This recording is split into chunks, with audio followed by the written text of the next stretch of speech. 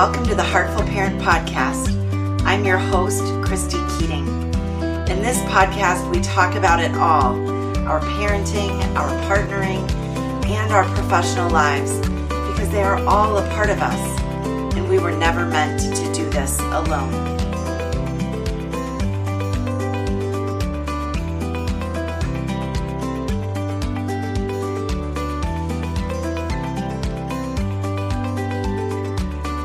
Hello, Heartful Parent listeners. It's Christy Keating, your host. And today we are going to spend some time together, just you and me.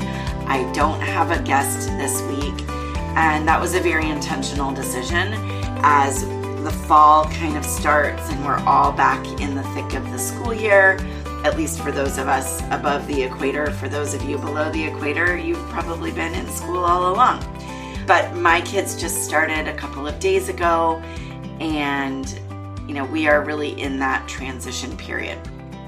I had a fantastic summer.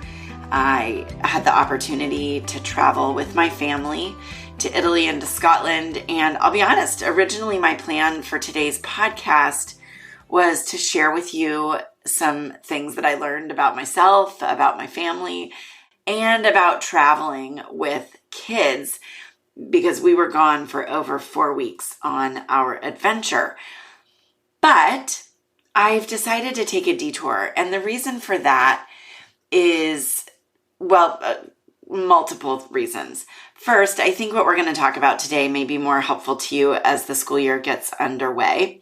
And secondly, because I had a recent exchange in a Facebook group that I'm a part of for other lawyer moms. And one of them was talking about sort of her anxiety and fear about keeping her kids safe and some measures that she was taking around that. And it was a really interesting discussion to me for a number of reasons.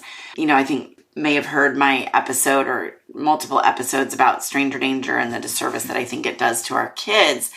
But a question came up in the course of that exchange on Facebook, and a parent said, hey, if you're a child sexual abuse prevention expert, what are your thoughts about sleepovers?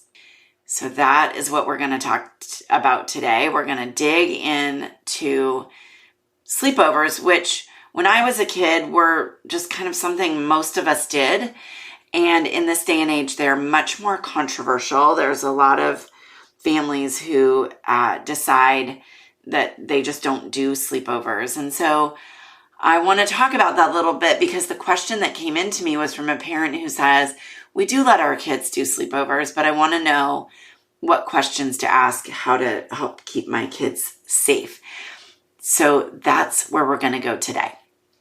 And I want to start this conversation by acknowledging a couple of things. First, there are child sexual abuse prevention experts out there who are shocked or surprised, at least, when I say that, yes, we do allow sleepovers in some situations, and because they take a sort of hard no sleepover approach.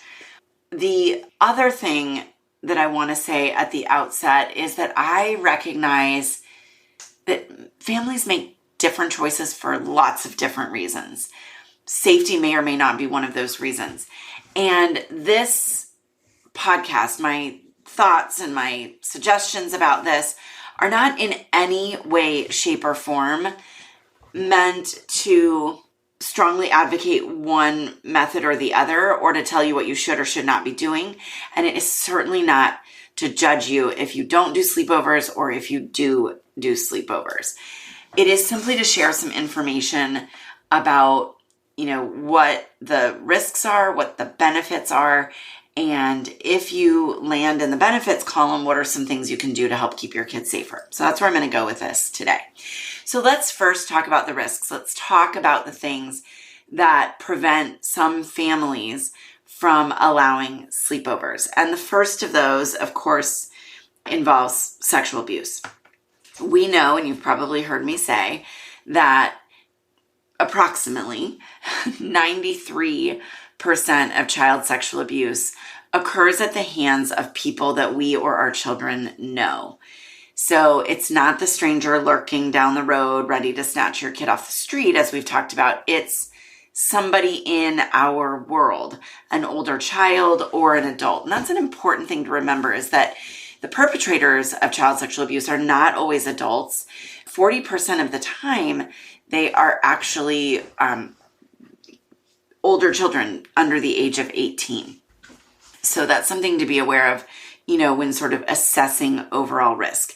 Another reason that families don't like sleepovers is they worry about things like exposure to pornography or exposure to other online content or video content, movies, etc., that are not appropriate for their child or not appropriate for any child when it comes to pornography, right? So that is obviously a key concern of parents and something that we're going to talk about a little bit more. Another concern that I've heard is parents who worry at big group sleepovers about hazing or bullying, peer pressure, kids being sort of forced into doing things that they don't want to do. And then, I've certainly also heard families talk about if they've got neurodivergent kids, that there are heightened risks around that, or any kid who has special needs. So there may, and I'm sure I've missed some of the reasons, some of the risks and some of the reasons that families decide not to let sleepovers happen, and that's just kind of their standard go-to family rule. There are, however, also some benefits to sleepovers, and I think it's important to acknowledge those. And where you fall on the do the risks outweigh the benefits, that's going to be different from family to family. So I grew up having sleepovers. I have many, many fond memories of sleepovers. And I was a kid that when I was really young, actually tried to have a few sleepovers, and I panicked and I didn't like being away from home, and I had to have my parents come pick me up in the middle of the night, or probably late at night. And it took me a while before I felt ready to sleep away from my parents. But once I got to that point, I had many wonderful sleepovers in a number of different ways. So, going to another child's house, having another child come to mine, groups of kids coming for sleepover birthday parties. And we actually also, my parents, God bless them, also hosted a birthday party for me where they took me and, oh my goodness, probably 5 to 7 of my friends camping for a 3-day weekend, which is a form of sleepover, right? We were all sleeping in a tent, and my parents were sort of the only adults that were there taking care of all of us. I have so many fond memories of that. And so I do think that under the right circumstances, sleepovers can be great memory makers. They also can build confidence and independence. I shared that story about, trying to have a sleepover at my friend Jennifer Mack's house. Jennifer, if you're out there, hello, I don't know where you are these days, but my parents having to come pick me up because I was nervous about being away from them, but I gradually was able to do it, and that grew confidence and independence on my part that certainly serves me still today. I also think it, in some circumstances, really helped build some deeper friendships. There's something about, and I find this as a, adult woman as well, there's something about those late night conversations with a friend that, for whatever reason, can allow us to kind of get deeper, go deeper, get to know each other better. And that certainly was true for us as teens, when we weren't cut off at 8 p.m. or 9 p.m. and we had those late night hours to sit and talk and explore and bond, with one another. That created some deeper friendships. I also think that it can help us as kids realize that the way our family does things isn't the only way to do things. So it can expose kids to different traditions, different cultures, new foods, just overall different ways of doing things, which I think can open the mind. It can build resilience. It can, open the taste buds in some circumstances. Like, there's lots of new things that can be learned and lots of growth that can happen. So although there are certainly risks with sleepovers, there are definitely also benefits. And my advice to families is that wherever you land on that, you decide, preferably before your children start school, what your take on it is. So if you are a no sleepover family, decide that early. Make sure that you know that you're a no sleepover family. Don't wait until your child gets invited to a sleepover, right? Decide early and make sure your kiddo or kiddos knows what your family rules are and they have some language to handle those requests so that they don't feel caught in the headlights either, or they're like, yes, I'd love to have a sleepover. And then you're shutting them down by saying, no, we don't ever do sleepovers, right? So decide what your rule is, convey that to your kids and give them skills and language to convey that. And be prepared yourself if another parent approaches you about it. If you are pro sleepover, you also need to decide what your guidelines are around that. When will you allow it? When will you not allow it? Do you have specific ages at which it will and won't be allowed, right? Do you start after a certain age and end before a certain age?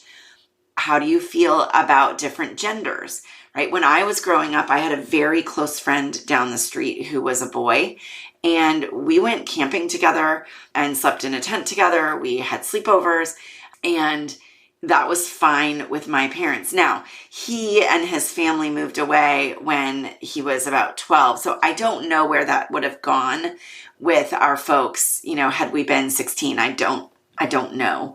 I can make some guesses, but you need to decide for your family what feels like the right decision. And then you also need to decide, are there other guidelines, right? Are you a family that says sleepovers, but only if girls and women are present, or sleepovers, but not if there are older siblings or older male siblings, or, whatever your rules might be. There are countless iterations of that I'm not going to go into, but it is a good idea to think through some of those things in advance, again, so that you and your child are ready to provide an answer.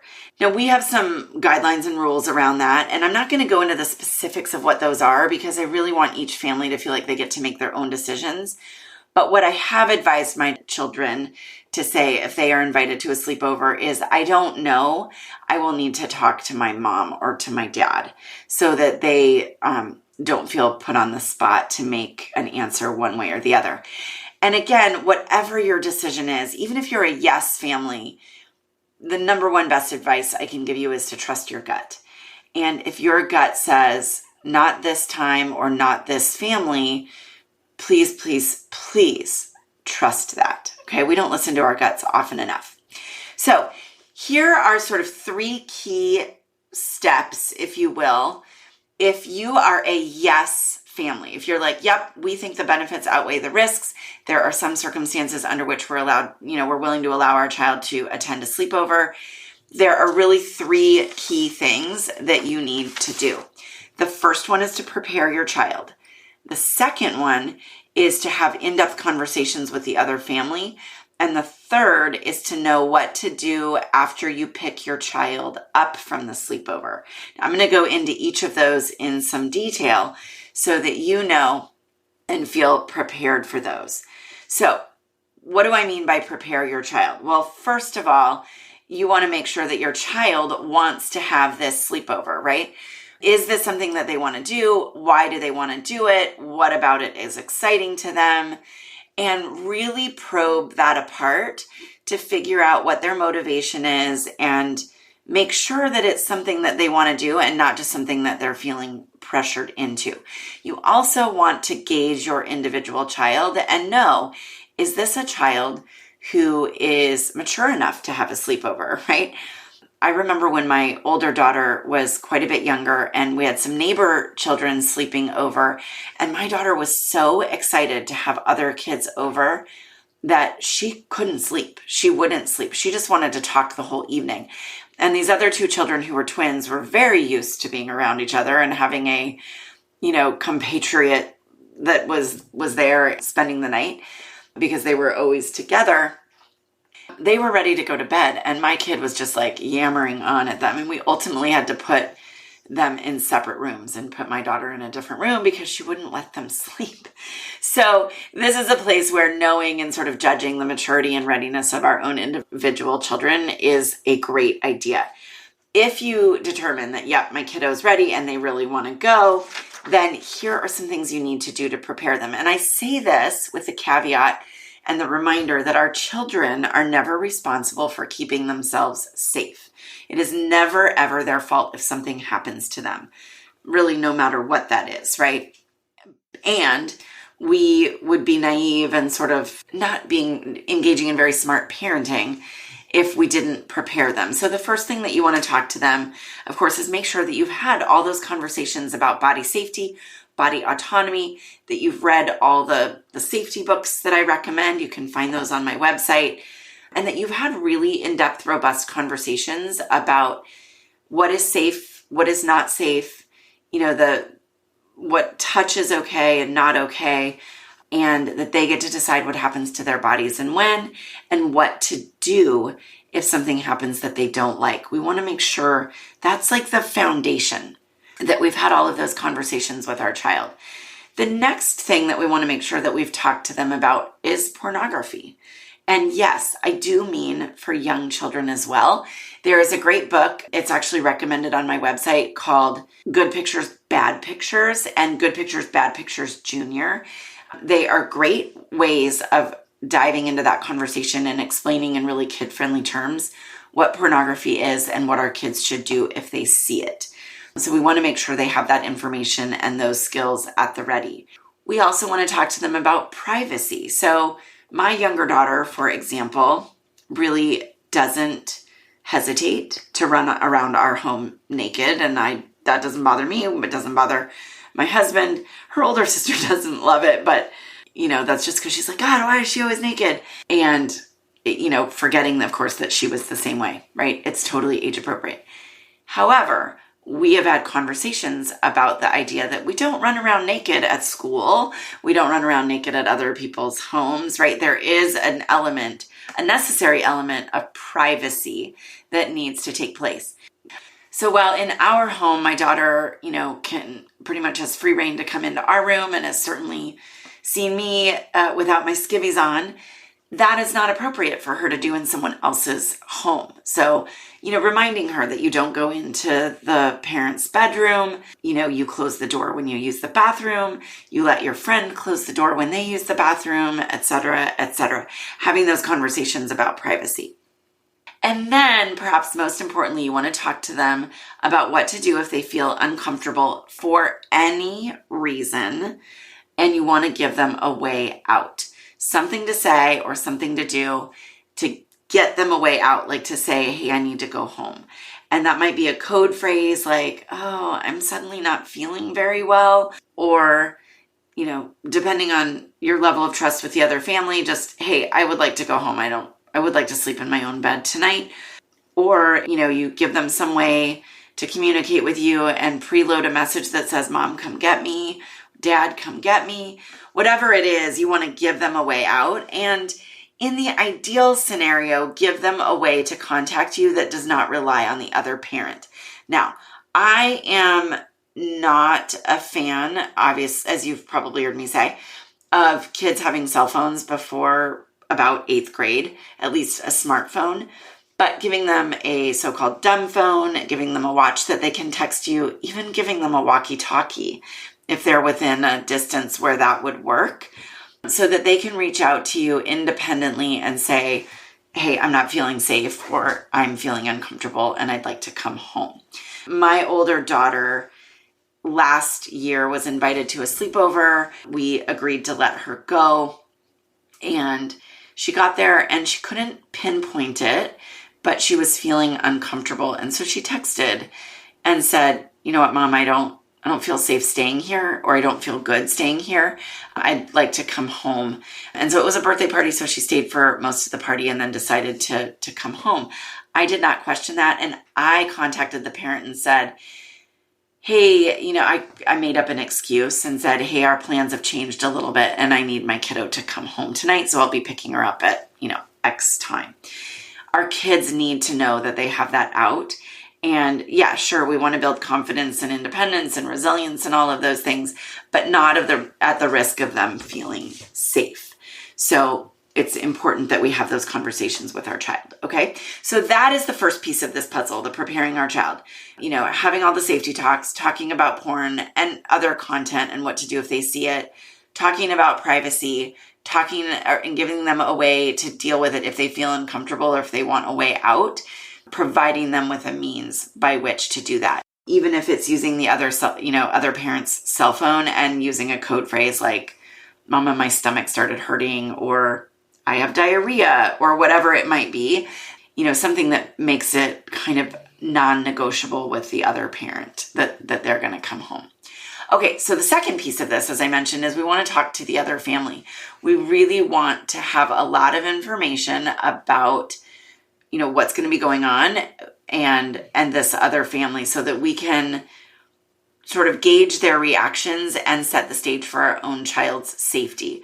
So I'm a believer that the more we can talk with other adults in our child's world about the way that we are raising them and what we're teaching them about safety, the better off we will be. Because what we're signaling in that, we're not just gaining information from the other adults, but we are signaling to them, hey, my kid knows what's up. I know what's up. So if you're going to target somebody, my kid's not the one to target, right? And what we know based on research and based on my own interactions with sexually violent predators in my previous line of work is that predators don't like well-informed kids. They don't like kids who know about sex, who clearly have open lines of communication with their safe adults. That's not a safe victim for them because they know that kid is much more likely to talk and tell, right? So the more well-informed your kiddo can be, the better. And what you want to make sure is that the other family knows that your child is really well-informed.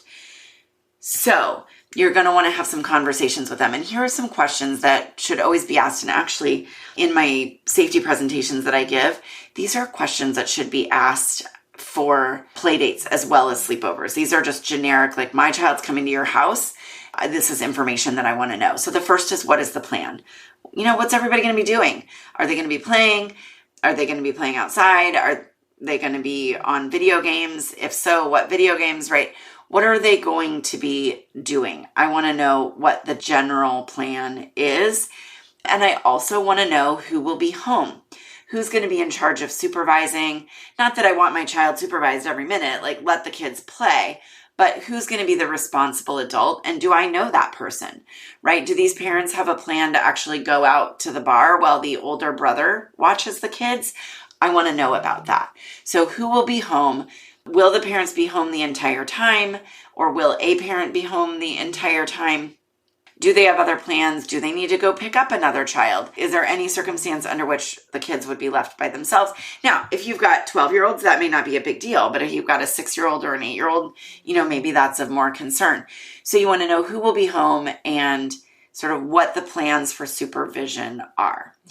Next, you want to find out what movies or games they will be watching or playing, particularly if those are online. If you are a parent who cares about what your child's exposed to, I happen to be one of those parents. For example, my daughter's allowed to play Minecraft. She's not allowed to play Grand Theft Auto, for example. And so I want to know, what are the guidelines and what will they be doing? If there is a movie that they're going to watch, I want to know what that movie is and know that it's age appropriate and content appropriate for my kid. Those are all questions that I think are really important. And again, the degree of information that you get about that might be different when you have a younger kiddo versus a teen, but I think it's still important. I went to it, well, actually wasn't a sleepover, but a party in high school that was hosted by a friend's parents. And my parents did not know to ask these kinds of questions. And the movie that was shown to all of us was Nightmare on Elm Street. Well, I am not a person who does well with horror, which is ironic given the horror that I've dealt with as a prosecutor, but true movie horror. And yes, I know all that it's makeup. I know it's fake, et cetera, et cetera. I don't like it. I don't enjoy it. I never have. And it was frankly pretty traumatizing to me. And if we had known that was what was going to be shown in advance, I probably would not have gone to that particular party or event. Or my parents would have said, hey, do you mind picking something a little different for these kids? But that was the 80s. Things were done a little bit differently back then. If the plan involves going somewhere, it is important to know who will be driving, right? Is it going to be a parent, a grandparent, an older sibling, right? Like I want to know who will be driving my child again, so I can gauge if that feels like a safe situation. My daughter growing up for a while had a good friend, lovely family, really lovely family, but dad had a significant alcohol problem and he was a really nice guy, but I didn't want him ever driving my child. So when there was a birthday party where they were all going to be going somewhere, I was like, you know what? I'll bring my kid. I'll bring her and I'll pick her up, because I just couldn't trust or know that in that particular circumstance, the parent would be sober and able to drive safely. So you want to ask those kinds of questions. Also, I don't want a 16-year-old who's just learned how to drive driving my child. Okay, some other questions that are really important to ask. What are your rules about closed doors? Where will the kids be sleeping? What sort of privacy will they have? What would they do in the middle of the night if there was a problem? All of those kinds of things. Again, so you can just gauge, is this a family that is aware and paying attention? Are there structures set up to keep this kiddo safe? And then a couple ones that might feel a little bit trickier to ask or more vulnerable to ask, but that are really important. First, what type of internet access will the kids have? Will they have an iPad at their disposal or a computer at their disposal? Are there any parental controls and any monitoring that is in place, especially for those younger children? What do they have set up? Once kids have their own cell phones, obviously that gets trickier. If you're not locking your own child's cell phone down or using parental controls and monitoring, then you can't really expect other parents to be doing that. So, newsflash, use those tools on your own kid's cell phone as well. And then the final one is, do you have any firearms? And do you have any marijuana or edibles in your home? And if so, how are those things stored? So why do I pick those things out? Certainly you could also ask about alcohol and prescription medication. But the reason that I pick out firearms and marijuana or edibles is twofold. One, no matter how many times you tell a child not to touch a gun, we know that if they see one, the odds are, the research shows that they will very likely touch it. And so this doesn't have to be a judgment on someone who has or doesn't have guns. It doesn't have to be an argument about the Second Amendment. You don't have to go into any of that. If somebody wants to have a firearm in their home, I'm not going to get super judgy in that moment about them as, humans, but I damn well want to know that that gun is locked up in a gun safe and not in somebody's bedside table or in their car or, behind the door or in a desk drawer somewhere. Like, I want to know where it is. And so we can ask that question in a really non-judgmental way just to find out, is there a gun in the house? And if so, is it stored safely? If it is not, and they're like, oh, don't worry, my kids can't reach it, or they know not to get to it, that would be a no-go for me. And then the reason that I select out or sort of single out marijuana and edibles, especially edibles, is because to kids, they often are packaged, they look like candy. And in fact, a lot of the edible packaging is made in such a way that mimics actual candy. It's made to look like a Twix bar or Hershey's bar or whatever. And so I would just want to know, is that something that they have in the house? Again, without judgment, right? If that's something that they want to partake in, that's totally not something I'm going to get engaged in condemning or criticizing, but I want to know that my kid isn't going to be able to get to it. Okay, so those are all questions that you want to ask in advance. And I generally find like parents feel really uncomfortable having some of these questions.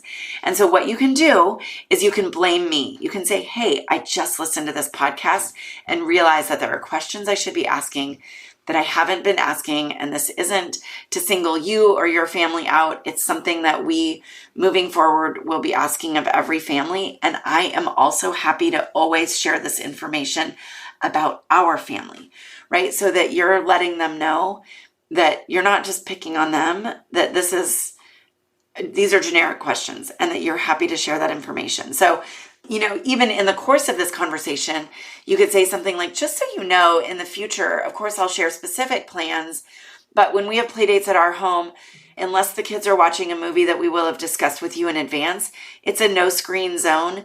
They won't have access to the internet. We don't have any firearms. We don't have any marijuana and edibles, or, whatever your situation is. Our rules around closed doors are that while the kids are playing, doors are open. During a sleepover, the door is closed, for their own privacy and safety or whatever. You can share your situation to put that parent at ease. And like I said, blame me.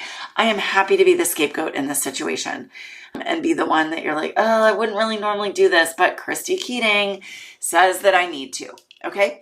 So those are questions that you need to be talking about with them. And then I would also encourage you to let them know, hey, just want to make sure you are aware that we have really open and honest conversations with our child. They know about sex and safety. They know that they get the right to decide whatever happens to their body. And they prefer to have privacy when they're changing their clothes or whatever it is, right? So you're laying out and you're like, just want to make sure you know that our child is aware of that. If they ask any questions or let you know something, that's stemming from the conversations that we've had for them. And again, as I mentioned earlier in this conversation, what you're doing in that situation is telegraphing to the other parent, my child is not a good target, right? My child knows what's up. I know what's up. We have real open lines of communication, and you don't want to go there. Okay? Those are the conversations that I would have really preferably with all the adults that are going to be there in the home. Okay. Third piece of this puzzle is what to do after you pick your child up. And I wrote a blog article about this recently, but what we often see, or what I often hear, in my own life is, somebody will come to pick up their child from a play date, and as we're all at the door, they will ask that child, did you have a good time? And the child will inevitably say yes, and then they'll go on their way. Well, here's the problem with that. If the child didn't have a good time or didn't feel safe, do you think they're going to reveal that right there at the door with the offending parent or child standing right there? Hell no. They're going to say, yes, of course I had a good time, right? Because they know social etiquette enough to say that. The problem is then when we ask them later, so tell me, what you did and what was fun, they are going to feel compelled to lie because they've already told you they had a good time. And they know lying is bad. They don't want to get in trouble for lying. And so we decrease inadvertently the likelihood that they will let us know that something happened. So what I will often say at the door is, hey, thanks so much for having so-and-so over. Is there anything that came up that I need to know about? What did the kids do? You can always ask what they did, because that won't, cause a lie. And then when you are away from the door and you're walking home or you're in your own car, that's when you can ask some more detailed questions of your child to kind of make sure that everything felt good to them. And here's the questions that I recommend, and I'll just kind of list them off. And then you can also find these in the resource that we'll point you to in the show notes. Here's what I ask my kids. So tell me more about your play date. And remember, you can tell me anything, even if you think I wouldn't like it. Okay, so you can tell them that. Then you say, what did you do? What games did you play? What movies did you watch? Did anyone else play with you? Who was hanging out? Etc., etc. Then I ask, what was your favorite part of the play date? What was your least favorite part of the play date? You want to, again, give them opportunities to share things that they didn't like so much. I then follow that up with, did anything happen that gave you an uh-oh or an icky feeling or in any way make you feel uncomfortable? Okay. Then I ask, did anyone try to get you to break a safety rule? Now, of course, our kids need to know safety rules in order to know whether or not those were broken. So you're going to need to have those discussions with your kiddo. That's a subject of perhaps another podcast. And the final question that I really like to ask and I find the most helpful is, would you want to go back again if you were invited? Because your kid can be like, yeah, I had a great time. And then you ask, would you want to go back? And they're like, oh, I don't know if I want to go back. So that is a great time to dig in a little bit more. But most importantly, to just trust our kids. And if they say, I don't want to go back there, trust them on that. And, if they're not at least immediately willing to share more information, don't force it. Now, it could be because the mom or the dad fed them some food they didn't like. Always possible. But there could be something deeper at issue, and you want to make sure that you ask that. So those are the questions that you want to ask after pickup. So to recap, there are 3 key pieces to the puzzle if you decide that you are going to allow sleepovers. And even if you're only allowing, lateovers or play dates, you want to start by preparing your child. You want to follow up by talking with the other family, and you want to round it all out by saving key questions for when your child is back solely with you. Really, this is advice that applies to any time your child is going to spend time in another home, that you want to ask these questions.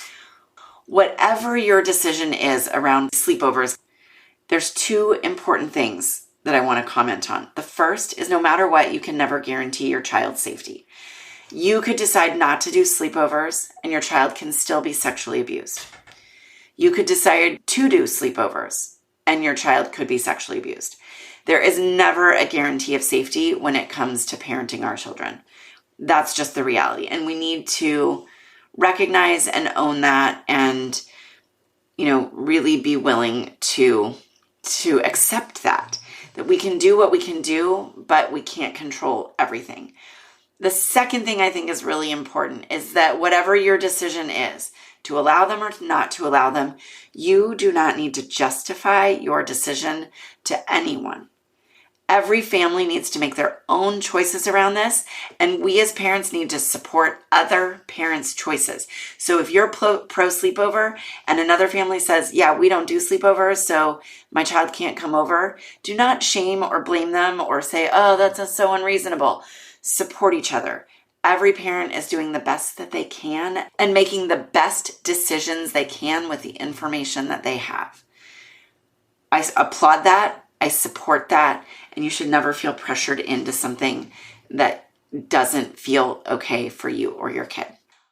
All right. I have talked way longer than I anticipated, but I hope this answers the question of, should we have sleepovers? Should we not have sleepovers? And if we do, how do we keep our kids safe?